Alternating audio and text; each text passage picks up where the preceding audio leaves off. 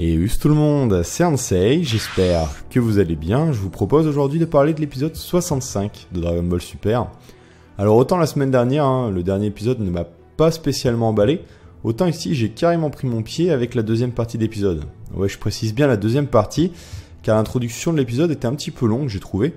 Même si on sent cette volonté quand même de bien mettre en avant cette menace omniprésente qui pèse sur la Terre, avec la mort notamment et la fuite des derniers survivants.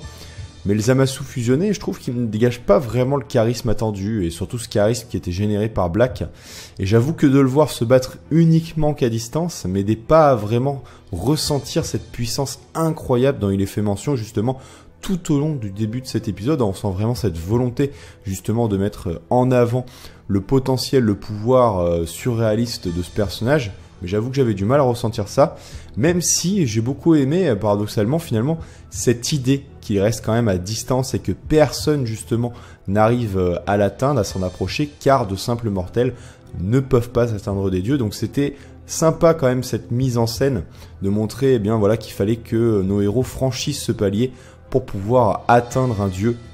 Donc c'est vrai que, voilà, j'ai pas aimé finalement ce côté trop distant, ces choses-là, et en même temps, ça sert vraiment très bien le scénario, et du coup, c'est vrai que ça sert quand même énormément la deuxième partie de cet épisode, qui était, elle, vraiment beaucoup plus intéressante et dynamique. Du coup, durant cette vidéo, je vous propose de parler, principalement dans un premier temps, des techniques de Zamasu fusionnés, de l'acharnement de Goku et Vegeta, du canon gaérique père-fils, qui clôture très bien cet épisode, et pour finir, de la preview de l'épisode 66, totalement épique, mais qui spoil à mort, donc attention, vous êtes prévenus. Donc comme je le disais tout à l'heure, j'ai trouvé le début d'épisode un petit peu longué, un peu mou, et donc les techniques de Zamasu, à mes yeux, n'aidaient pas vraiment la chose. Et ouais, comme c'est le dieu suprême qui semble être incarné un petit peu ici, cette volonté bien de nous montrer, voilà, ce dieu tout-puissant qui vient d'arriver, les mortels ne méritent donc de pas l'approcher, ils peuvent pas l'atteindre en fait. Donc c'était un petit peu cette idée. Mais c'est vrai que du coup, j'avoue que les coups des éclairs, là, à répétition, cette espèce de technique qu'il utilise, ça m'a clairement pas emballé. Et alors, le moment où il y a cette espèce d'ombre qui apparaît derrière lui, là, encore moins. À un moment donné, honnêtement, je me suis cru en train de regarder du Naruto, avec donc la technique de Susanoo, pour ceux qui connaissent, mais alors en beaucoup moins classe. Non, parce que dans Naruto, Susanoo, ça envoie le pâté quand même, c'est super stylé comme technique. Mais de voir ça là comme ça dans Dragon Ball, là pour le coup, ça m'a clairement jeté un froid.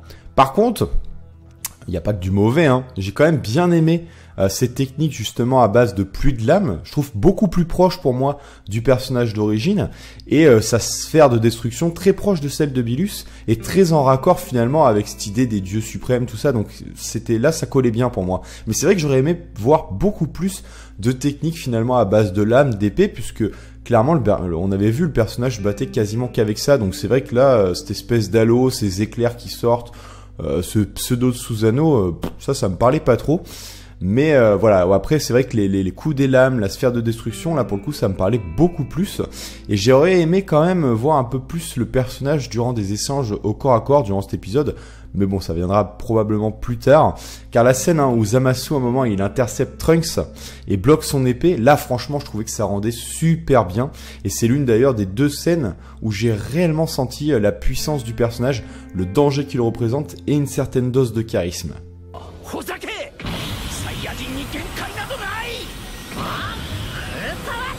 Heureusement, après cette partie qui a du mal à se lancer, mais qui on peut le dire était nécessaire, la suite était quant à elle beaucoup plus épique.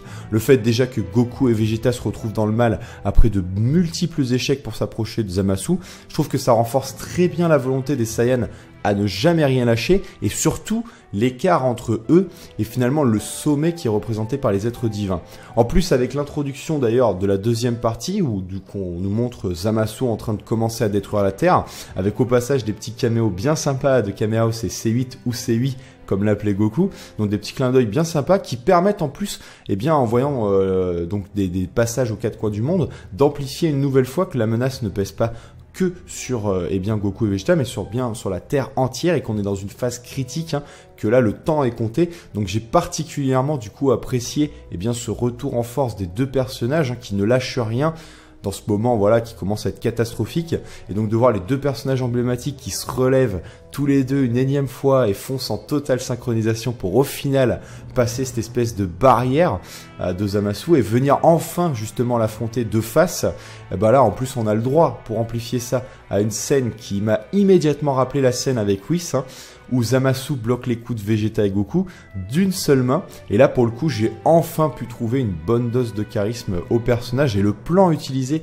était putain de classe, et toute la scène en elle-même représentait bien ce dépassement des limites des deux Saiyans pour enfin atteindre ce dieu qui représentait, ce dieu suprême qui est représenté par Zamasu, et enfin atteindre un dieu. Et d'ailleurs ça le met vraiment hors de lui, il leur fait une énième leçon de morale où voilà, ils disent vous osez encore vous rebeller, venir essayer d'agresser un dieu tel que moi, et là il se laisse pas faire. Et là vraiment voilà, là c'était le méchant que je veux voir de cette fusion, ce qu'il est censé représenter pour moi. Là c'était le cas, là voilà, pour moi là on a une vraie menace, on a quelque chose, on connaît pas son level, et j'ai pas envie de parler de level, mais voilà, dans cette mise en scène, on sent que là, waouh, il y a un écart, il y a quelque chose, il a du charisme, et ça c'était plaisant. Et là, j'ai pris mon pied.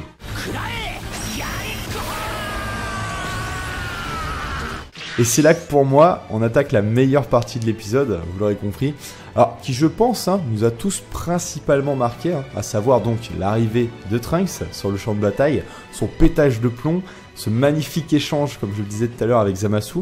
D'ailleurs, petite anecdote, j'arrive pas, après plusieurs visionnages, j'arrive toujours pas à savoir en fait si son épée est brisée en deux ou pas. Donc n'hésitez pas à m'éclairer de vos lanternes, parce que non, j'ai l'impression que ouais, elle est pétée en deux, mais je suis pas sûr. Bref, on arrive donc au final, donc avec un surpuissant canon Garrick, mais attention, pas un simple canon Garrick, pas un canon Garrick comme les autres, mais bel et bien un canon Garrick père-fils. Ça, c'était quelque chose. Alors c'est vrai que ça fait un petit peu déjà vu. Mais j'ai pas pu m'empêcher personnellement d'avoir un méga frisson en voyant Vegeta arriver donc à côté de son fils et lui dire qu'il a raison, qu'il faut pas abandonner et encore moins sous-estimer la puissance des Saiyajin et des mortels. De plus, je trouve que cet échange de Kikoa rendait super bien à l'écran. Je trouve que c'est même personnellement le plus joli échange de Kikoa que j'ai pu voir actuellement dans Dragon Ball Super. J'avais un réel sentiment de puissance dans cet échange, et l'animation avec le visage de Trunks et Vegeta qui se confondent rendait super bien et amplifiait bien cette synchronisation entre le père et le fils. De plus, le plan choisi pour cet échange est une nouvelle fois bien pensé, je trouve, car le fait que Zamasu reste en hauteur, soit un peu cette air supérieur finalement dans cet échange, je trouve que avec cette sphère d'énergie en plus qui ressemble fortement à celle de Bilus, ça renforce énormément ce côté mortel contre Dieu. Donc ça donne une dimension vraiment divine finalement à la scène, et ça j'ai beaucoup aimé tous ces petits détails finalement dans l'animation. Alors après cette scène épique vient la scène du coup du sacrifice de Vegeta finalement, et là pour le coup je l'ai vraiment pas vu venir. Alors, j'ai bien aimé la scène, on soit d'accord, en elle-même, mais j'avoue que j'aurais peut-être aimé quelque chose de peut-être plus intense, de plus consistant. Finalement, Vegeta qui protège quand même quelqu'un au péril de sa vie, si ça c'est pas un changement radical, bon c'est un petit peu ce qu'il avait fait face à Majin Buu, mais là c'était vraiment beau putain. Et c'est vrai que c'était tellement rapide et soudain la scène que j'ai pas réussi finalement à apprécier la chose, je trouve, à sa juste valeur, parce que c'est quand même quelque chose de très important, et c'est tellement rapide que c'est vrai que ouais, j'ai pas vraiment pu apprécier la chose comme j'aurais aimé. J'aurais aimé quand même voir quelque chose peut-être de plus proche finalement du sacrifice par exemple de Piccolo qui protège Gohan, qui pour moi est l'un des plus beaux sacrifices de la série. Du coup c'est vrai que j'avais un petit peu ce sentiment de rester sur ma faim, mais après plusieurs visionnages et avec du recul, je me demande si finalement c'était pas fait exprès, que ce sentiment de coup extrêmement rapide, que ce soit très soudain, très violent finalement, et que ça sorte de nulle part, pour faire un petit peu peut-être écho à la mort de Trunks dans la saga Cell, et donc de nous montrer cette volonté de Vegeta de changer les choses et de protéger son fils. Mais je suis quand même curieux de savoir ce que vous en avez pensé.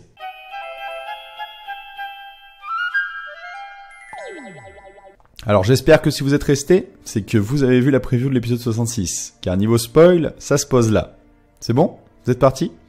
Bon, c'est plus une surprise, et on commençait à s'en douter, Végéto va faire son grand retour. Et on peut dire que c'est quand même LA fusion du manga Dragon Ball.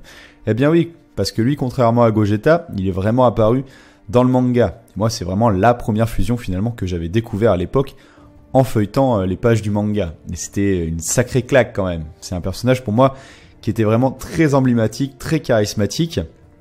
Et il avait ce côté un petit peu de légende pour moi, puisque je m'étais toujours dit qu'on ne le reverrait jamais. Autant Gogeta, voilà, bon, on peut le revoir dans GT, et même quand ils ont annoncé la suite, Gogeta, je me disais que c'était peut-être probablement possible. Mais Végéto, c'est censé être la fusion éternelle, et donc du coup, l'espoir de le revoir était vraiment très minime. Et au final, c'est vrai que avec les éléments qu'on a pu voir dans Dragon Ball Super, et finalement l'arrivée de Kaioshin de l'univers 7, et bien actuellement dans l'histoire, on sait que ça pouvait être de plus en plus possible. Parce que bon, eh bien, on le sait que grâce à lui, il est possible, grâce au Dragon Ball, de défusionner. Donc visiblement d'ailleurs, Végéto va fusionner grâce au Kaioshin de l'univers 7 quand on voit ces potas-là, et non pas à Gowasu. Et on peut se douter qu'ils vont certainement, Vegeta et Goku, accepter de fusionner, puisque eh bien, ils savent que c'est possible de défusionner grâce au Dragon Ball. Puisque j'imagine mal de toute façon Végéto rester définitivement dans le manga. Ou alors ce serait une sacrée surprise de ouf que personne n'aurait vu venir. Donc bien évidemment, il possède la forme de Super Saiyajin Blue, et d'ailleurs ça rend super bien. J'étais trop content de voir le personnage dans cette forme-là. On peut noter quand même, je trouve, que le combat entre lui et ce Zamasu corrompu semble assez serré. On peut se demander d'ailleurs comment Zamasu va faire pour en arriver là. On dirait qu'il est littéralement perverti par son pouvoir, certainement peut-être pour souligner la déchéance du dieu qu'il incarne. Il faut quand même ne pas oublier qu'il reste immortel, donc je suis quand même curieux de voir comment tout cela va se terminer, parce que même si Végéto, admettons, prend le dessus sur lui, je pense que concrètement il va prendre le dessus sur le début du combat, et que Zamasu va certainement se transformer dans cette espèce de chose hideuse et il va lui tenir tête, parce que j'ai l'impression que le combat est quand même tendu. On peut voir que Végéto a subi des dégâts, et d'ailleurs ça me plairait bien de voir quand même une fusion pour une fois un petit peu dans la difficulté et pas forcément rouler tout de suite sur son adversaire comme ça a toujours été le cas finalement dans Dragon Ball dès qu'une fusion est arrivée. J'espère aussi qu'on aura le droit à une fin autre que la fusion qui se finit bizarrement ou à cause d'un sort bizarre et que du coup le combat finisse différemment. J'aimerais vraiment voir la fin de ce combat grâce à la fusion pour une fois, un petit peu à l'image de Gogeta finalement dans le film Fusion. Ce qui rendait aussi la scène épique, c'était que c'était vraiment la fusion qui terminait le fight. Donc ça me déplairait pas de voir Végéto mettre vraiment un terme à ce combat, même si on se doute bien qu'il pourra pas tuer ou achever son adversaire étant donné qu'il est censé être immortel. Je dis bien censé parce qu'avec les paramètres de la fusion, on peut se demander si Black, étant donné qu'il était mortel, est-ce que finalement Zamasu se croit immortel mais il ne l'est plus? Je pense qu'il est quand même immortel vu comment le manga nous le vend, mais bon, on peut toujours se tromper. En tout cas, comme tout le monde, j'espère qu'on aura le droit à un épisode digne du personnage qu'incarne Végéto. Je vous l'ai souvent dit, j'étais pas contre le fait de revoir une fusion, mais par contre j'espère vraiment qu'on aura quelque chose qui sert très très bien cette fusion, qui appuie un travail qui appuie vraiment ce personnage charismatique, parce que si c'est pour faire revenir un personnage mais avoir quelque chose de bancal à l'arrivée, je pense qu'on sera tous très déçus. Mais bon, visiblement, avec l'excellent Naotoshi Shida aux commandes, ça devrait envoyer du lourd. On se rappelle ce qu'il a fait pour les précédents épisodes, c'était une putain de claque. Et quand on voit la preview au niveau animation, moi je pense que ça a l'air d'envoyer le pâté. Enfin du moins la preview m'avait une sacrée claque. Mais j'ai quand même hâte de voir ce que Toyotaro nous réserve dans le manga. Hein. Je vous avoue que j'ai vraiment hâte de voir ce que va donner le manga sur cette partie-là. D'ailleurs, ça me fait penser que j'ai pu voir immédiatement pas mal de débats sur le design justement du personnage quasi identique à celui de DBZ. Et là, je vous rejoins totalement. C'est vrai que c'est dommage que la série ne prenne pas de risque de ce côté-là. J'aurais tellement aimé voir un Végéto en armure par exemple. Mais bon, perso, je vais pas bouder mon plaisir non plus pour ces détails. Mais c'est vrai qu'il est encore tôt pour faire le bilan sur cet arc. Je pense que j'en parlerai, mais actuellement, si je devrais faire une reproche à cet arc, c'est clairement que ça prend pas de risque sur tout ce qui a été fait actuellement, même si, comme je le dis, c'est encore trop tôt peut-être pour faire le point et tout ça, mais pour le moment, quand je regarde tout ce qui s'est passé jusqu'à présent, je me dis que c'est bien, mais en même temps, ça prend pas de risque, et on le voit une nouvelle fois ici avec Végéto. C'est tout con, mais c'est vrai que je pense que tout le monde aurait aimé voir, peut-être quelque chose d'un petit peu différent.